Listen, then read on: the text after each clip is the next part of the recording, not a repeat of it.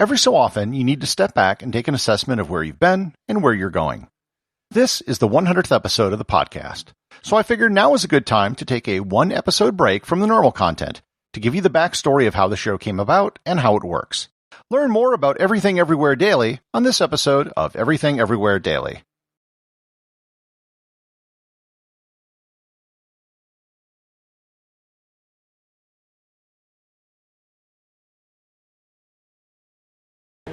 To steal a line from public radio, this episode is sponsored by listeners like you. I just wanted to thank everyone who has taken the time to listen to the show, provide feedback, leave comments on Apple Podcasts, and especially those who support the show over on Patreon.com. Podcasting doesn't have the immediate feedback that other mediums do. You put out an audio file, but then it can be hard to hear back from people or get reactions. Podcasting doesn't have comments or like button. So thank you to everyone who's listening, and I hope to keep you informed and entertained for a great while longer. The genesis of this podcast is several-fold.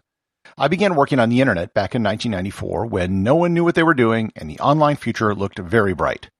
People predicted that this new technology would allow people all over the earth to learn any subject and have all the information in the world at their fingertips. That part is actually sort of true. The problem was, no one really anticipated that most people weren't interested in learning anything. Thanks to the internet, there are now more people who believe the Earth is flat than there were 20 years ago. We've become more polarized, there's more disinformation, and social media has become extremely toxic. I don't think anyone really predicted all of the negative consequences that the internet would bring.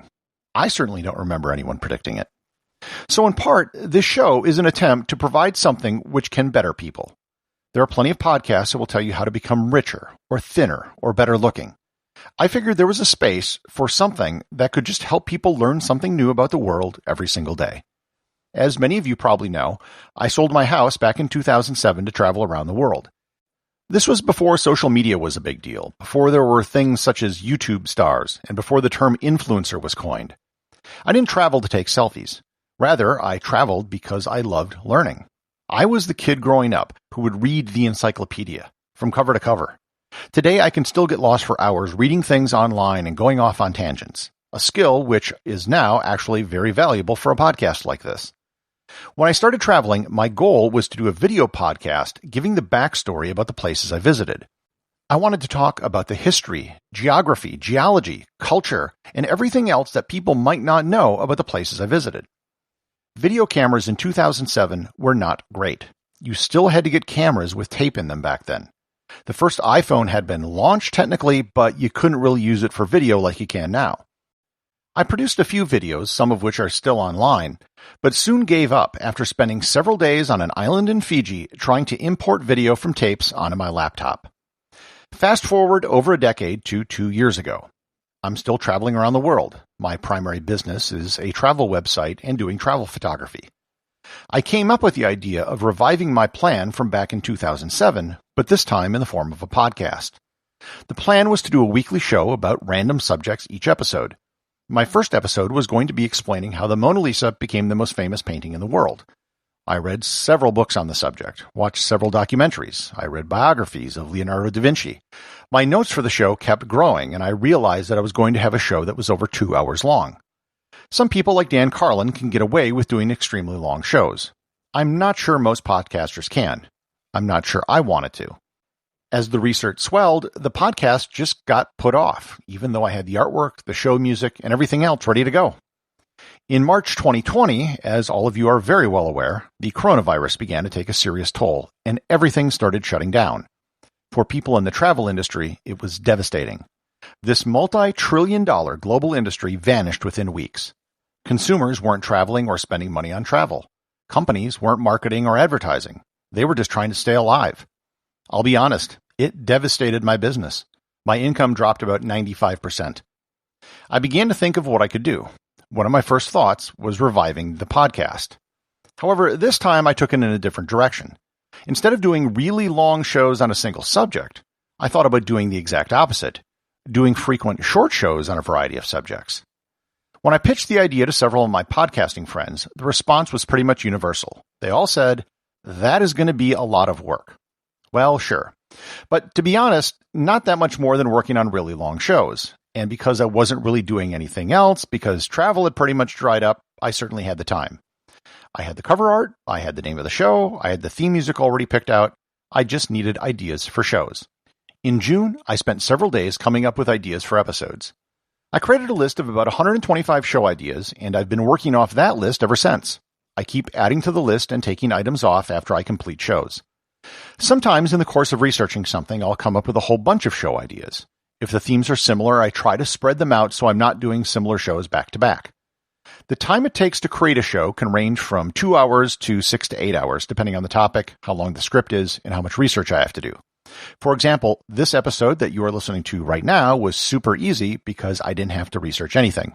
I just wrote it. Some ideas are much easier to make than others. Big shows which cover broad topics like the discovery of fire are more challenging because they require more research, and I have to figure out how to whittle everything down to fit into a show of this length. The act of recording itself is pretty simple. I have a Rode Podcaster dynamic microphone that goes directly into my desktop computer.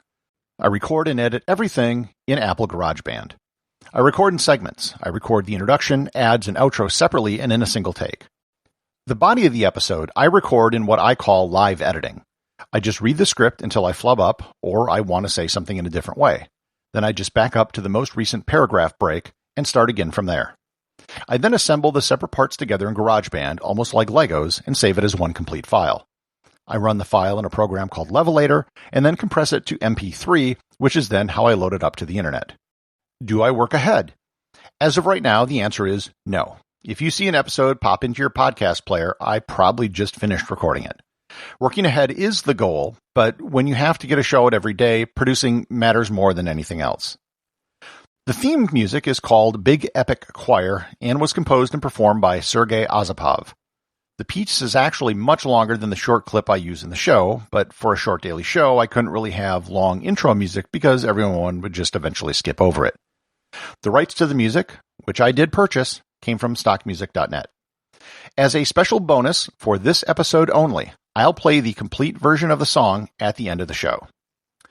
Where do I come up with ideas for the show? I get this question a lot, but honestly, this is the one that I worry about the least. I'm sure if I sat down for a day, I could easily double or triple the number of show ideas I have on my list. There are some ideas I had to abandon because they just wouldn't make for good podcasts. Some great ideas are very visual, and I don't think that would be the best for an audio format. For example, a show on flags would be very interesting, but talking about flags without showing any flags would be sort of frustrating and confusing. What do I do when I'm not working on the show? For the first month, I spent a lot of time making sure that the show could be found everywhere. I got on every possible podcast directory and made sure the show was on every platform possible.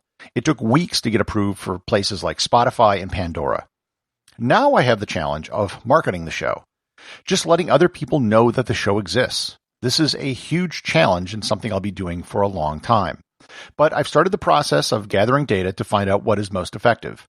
Finding communities of people who love to learn and are curious is far more challenging than it sounds. This is something that could probably consume all of my time, but I do have to actually, make a podcast every day, which limits how much I can do. Do I do everything myself? Currently, yes. Absolutely everything, from writing to recording to editing to promotion, is all done by myself and no one else. This is partly out of necessity and partly out of strategy.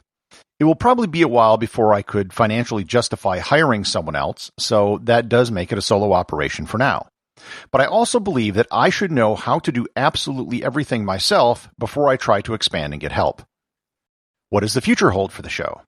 The current plan is to keep chugging along.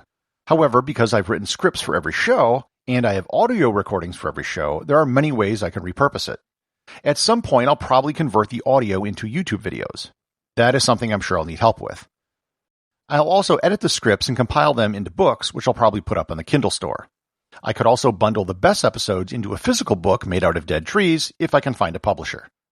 At some point, once the virus stuff is over, I'm also going to run some tours, probably starting in Europe.